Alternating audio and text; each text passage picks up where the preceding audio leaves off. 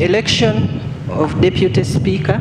Mu kalulu k'obumyuka bwa sipiika wa palamenti okutunga ku badde wakati w'omumyuka wa sipiika wa palamenti abaddeko Thomas Tayebwa kwadde NRM endira ng'ono erinnya eriyitiddwa Fiona Nyamutolo omubaka omukyala ow'ennebi. Mr. Speaker, I rise under Rule 6 of the Rules of Procedure to move a motion that the Honourable Thomas Tayebwa constituency on NRM ticket do take the chair of this Parliament as Deputy Speaker. I beg to move. Eryasinasinya kato omubaka omukyalo w'ekibuga ky'e Hoima lireeteddwa Charles Tebandeke omubaka w'ebbale County kw'osanirira mu UPC Sala Oguti omubaka omukyala ow'eddokolo.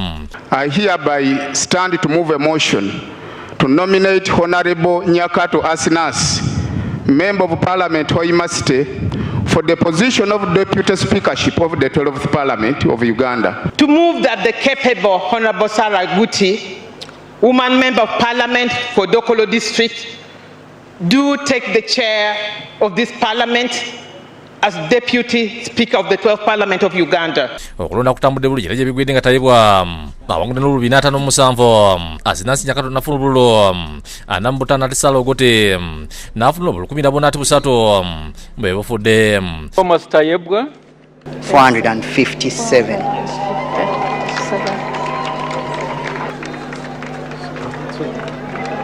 Wano Speaker Jacob Oboth alangidde Tayebwa ku buwanguzi. I declare Honorable Thomas Tayebwa as the Deputy Speaker of the 12th Parliament of the Republic of Uganda. Congratulations. Oluvaya Tayebwa akubye ebirayiro. I, Thomas Tayebwa, swear in the name of the Almighty God that I will at all times well and truly serve the Republic of Uganda in the office of the Deputy Speaker. To the Deputy Speaker, to be followed by the Uganda flag. President yamukwasizza ddamula ya palamenti n'ebigedderako ebimu obuyinza.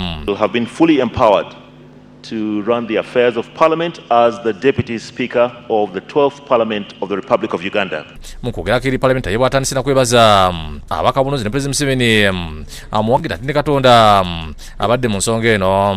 Today I give thanks to God, all of you honorable colleagues, to His Excellency who has trusted me and who has nurtured me, and to my party, the NRM, and our nation for the opportunity to serve once more. Asubiza okulagana obulungi ne Speaker omujja Jacob Oboth okulaba nga palamenti efuukedde obuzira bannayuganda.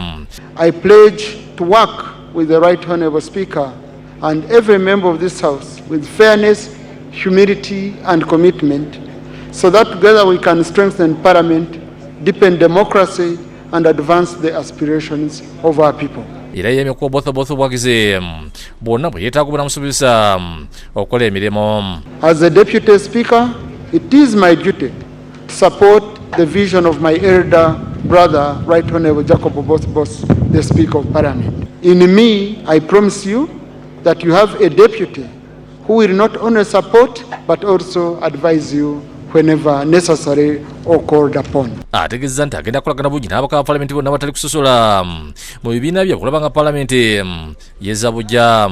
To my colleagues in the opposition and all of you honorable members, if all of us have the same mission to get our people out of poverty, you will find in me a deputy speaker to work with. Tayebwa asuubiza nti palamenti y'e12 egenda kufaayo nnyo omuntu wa wansi n'okuyisa amateeka agasa bannayuganda.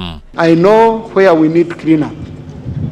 I know where we need to maintain the status quo, and I will be sharing this information with my senior leader, the Right Honorable Bosobos, so that we can build a parliament which we are all proud of. Obedi Lutale ne Fred Kaji yakusakidde gule ino lwa Bukedde TV.